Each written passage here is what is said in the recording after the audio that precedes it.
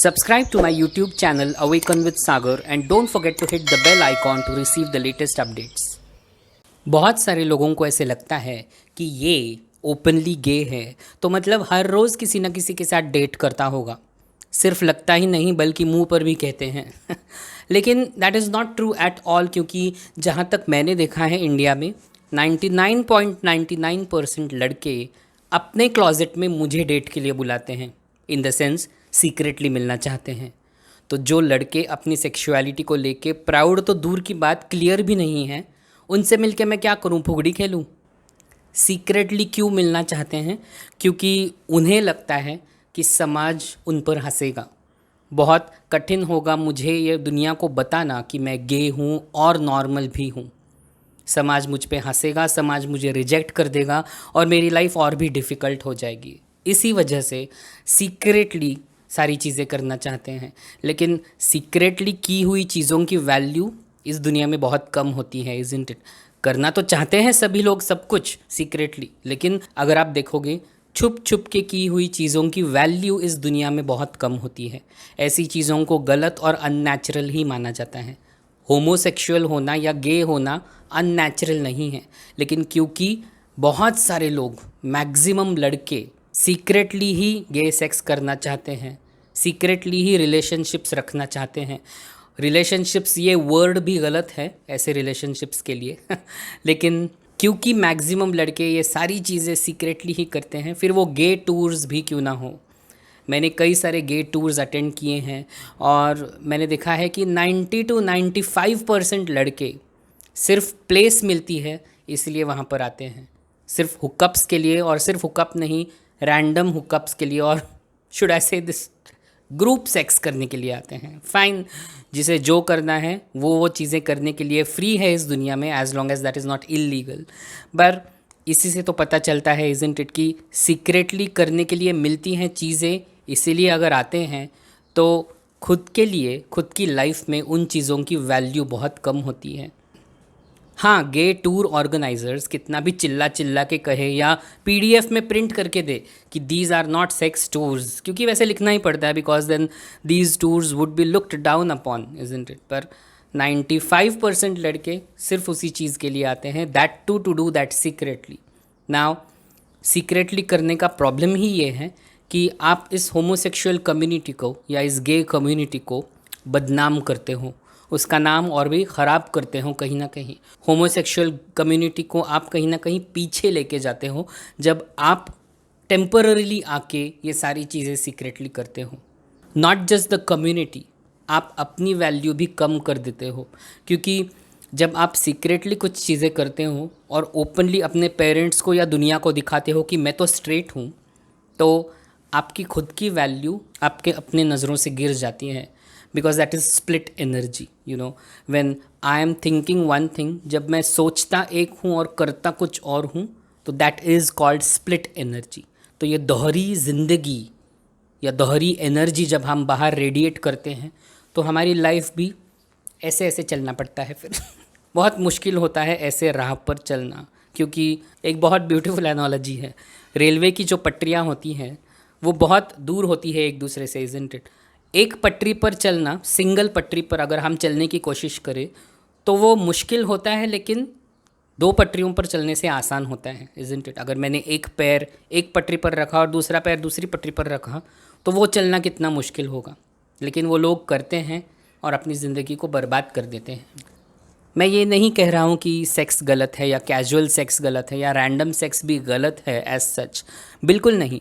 लेकिन जब आप अपनी लाइफ में अपने लव्ड वंस को या वो लोग जो आपको मैटर करते हैं उनको कुछ और बताते हो और सीक्रेटली कुछ और चीज़ें करते हो, तब आप अपनी लाइफ को बर्बाद कर रहे होते हो। That is what it comes to, you no.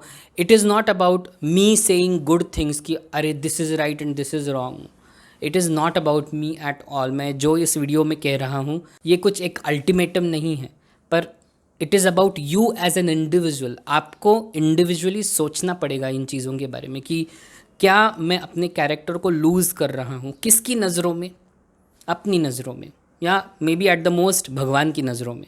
क्या मैं अपने आप को नीचे गिरा रहा हूँ और अगर आप वैसे नीचे गिर के चलने में खुश हैं तो भगवान भी नीचे आके कुछ नहीं कर सकता है। It is about you and your own choices in life.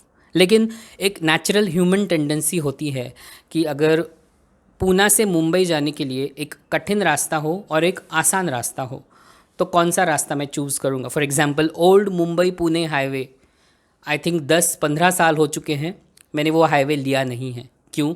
क्योंकि अब एक्सप्रेस हाईवे बन चुका है जो स्ट्रेट है, फास्ट है, जल्दी पहुंच सकता हूं, रोड भी अच्छा है, टाइम भी कम लगता है, पैसे ज़रा ज़्यादा जाते हैं मे बी, लेकिन आसान रास्ता है, isn't it, as compare to the old Mumbai Pune highway जहाँ पर मे बी ट्रक्स हैं, रास्ता इतना स्ट्रेट नहीं है, काफ़ी सारा ट्रैफिक होता है या हो भी सकता है, या the road is not good as well. तो कौन सा रास्ता चूज़ करेगा कोई इंसान? अगर मैं अपने डेस्टिनेशन तक पहुंच सकता हूं, ईजिली कुछ अपनी लाइफ में हासिल कर सकता हूं, तो कौन पागल होगा जो मुश्किल रास्ता लेगा, इज़न्ट इट?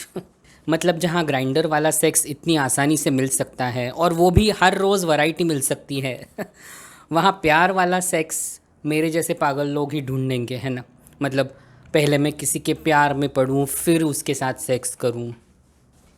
गे सेक्स करना वो भी सीक्रेटली बहुत आसान होता है, लेकिन प्यार ढूंढना और उस एक रिलेशनशिप को स्ट्रॉन्ग बनाना चैलेंजिंग होता है डेफिनेटली, क्योंकि जैसे मैंने कहा मैक्सिमम लोग सिर्फ सीक्रेटली ही एंजॉय करना चाहते हैं। और क्यों? क्योंकि सीक्रेटली करते हुए लोगों को लोग देखते हैं कि अरे ये तो सीक्रेटली सब कुछ एंजॉय कर रहा है लाइफ में, as compare to someone who is openly gay और अकेला है, या मे बी उसे प्यार नहीं मिला है या प्यार नहीं मिलता है लाइफ में, या जो भी बिलीव्स होते हैं गलत सलत, जिसकी वजह से लोग ट्राई भी नहीं करते हैं। बिना ट्राई किए अगर आसानी से मुझे कुछ चीज़ें मिल सकती हैं, ऐसे गे टूर्स होती हैं, तो क्यों ना मैं वहाँ जाके एन्जॉय करूँ instead of facing the world, facing the society, isn't it?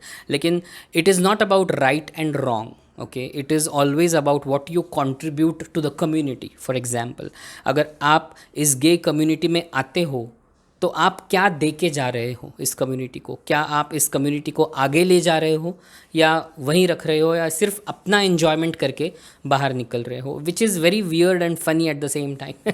एक यंग लड़का है, 23-24 साल का है, वो लड़की से शादी करने वाला है ऐसे उसने मुझे कहा था, और सब कुछ कर रहा है इस गे फील्ड में। वही कह रहा था कि मुझे इस गे फील्ड में बहुत मज़ा आ रहा है। मैंने उसे कहा अरे ये आईटी, ईएनटीसी, मैकेनिकल या सिविल जैसी फील्ड नहीं है। It is about your identity, it is about who you are, it is about your sexuality as well. तो आप अगर इस कम्युनिटी को एज अ सेक्स कम्युनिटी देखते हो तो आपका कुछ नहीं हो सकता लाइफ में, स्ट्रेट एंड सिंपल। लेकिन अगर आप अपनी तरफ फोकस करके अपनी सेक्सुअलिटी को एक्सप्लोर करके एक सही डायरेक्शन में ले जा सकते हो तो इस कम्युनिटी को आप बहुत पॉजिटिवली कंट्रीब्यूट कर सकते हो। सीक्रेटली गे सेक्स करने वाले लोगों की वजह से ही बाकी की दुनिया का इम्प्रेशन जो एक होमोसेक्सुअल कम्युनिटी के बारे में हो चुका है या होता है वो बहुत ही नेगेटिव होता है। उन्हें लगता है कि गे लोग सिर्फ सेक्स करते हैं, बाकी कुछ नहीं करते हैं। क्योंकि जब एक लड़का और लड़की शादी करके सेक्स करते हैं तो बच्चे पैदा होते हैं, इज़न्ट इट? लेकिन अगर दो लड़के शादी करेंगे तो उसका आउटपुट क्या है? इसीलिए लोगों को लगता है कि दो लड़के जब मिलते हैं या एक रिलेशनशिप में आते हैं या आना चाहते हैं तो वो सिर्फ सेक्सुअल प्लेजर के लिए या सिर्फ टेम्पररी फ़न के लिए या सिर्फ एन्जॉयमेंट के लिए, फ्रिवलेस एन्जॉयमेंट के लिए एक साथ आना चाहते हैं या मिलते हैं, which is not true at all, isn't it? हमें एक नज़रिया ब्रॉडन या बड़ा करना पड़ेगा होमोसेक्सुअल कम्युनिटी की तरफ देखने का, लेकिन वो तभी होगा जब ये सीक्रेटली सारी जो चीज़ें चल रही हैं वो थोड़ी कम हो जाएंगी, और वो कम तभी होंगी जब हम इंडिविजुअली स्ट्रांगली और बोल्डली अपने क्लोजेट से बाहर आके ये दुनिया को बताएंगे कि हम भी नॉर्मल ही हैं, हमारे 4 पाँव या 4 हाथ नहीं हैं। कुछ लोग होते हैं ना, उनका इतना सा दिमाग होता है कबूतर जितना, उन्हें लगता है कि जब 2 लड़के शादी करेंगे तो उनमें से प्रेग्नेंट कौन होगा, उनमें से वाइफ का रोल कौन प्ले करेगा, सरनेम कौन चेंज करेगा, ससुराल जाके कौन रहेगा। इसीलिए मुझे आजकल कबूतरों से भी नफ़रत होने लगी है। फिर ऐसे ही लोग जाके व्लॉग्स बनाते हैं, एलजीबीटी कम्युनिटी के बारे में गलत सलत बातें करते हैं। हाँ, उनके वीडियोस बैन भी हो जाते हैं फॉर स्प्रेडिंग हेट्रेड, लेकिन इतनी गलत बिलीव्स हैं होमोसेक्सुअल लोगों के बारे में, और कहीं ना कहीं वही लोग जो सीक्रेटली मिलते हैं या सीक्रेटली गे सेक्स करते हैं वही लोग ज़िम्मेदार हैं इन रॉन्ग परसेप्शंस के लिए। जब तक वो लोग ये सारी चीज़ें सीक्रेटली करना बंद नहीं करेंगे या एटलीस्ट ओपनली करना नहीं शुरू कर देंगे, तब तक होमोसेक्सुअल या बेसिकली गे कम्युनिटी को लेके जो रिस्पेक्ट है वो बढ़ नहीं पाएगा। लेकिन of course there are some strong pillars as well. अपने आप की सेक्सुअलिटी जिन्होंने भी ओपनली पब्लिकली रख दी है वो काफ़ी अच्छा काम कर रहे हैं इस डायरेक्शन में, और आई होप कि जल्द ही हम एक दूसरे के साथ शादी भी कर सके। अगर आप इस वीडियो को लाइक करते हो तो YouTube आपको इस तरह की और वीडियोस दिखाएगा और मेरा काम और लोगों तक पहुंच पाएगा। मेरे बाकी के इंटरेस्टिंग वीडियोस देखने के लिए मेरे YouTube चैनल अवेकन विद सागर को सब्सक्राइब करना ना भूलें।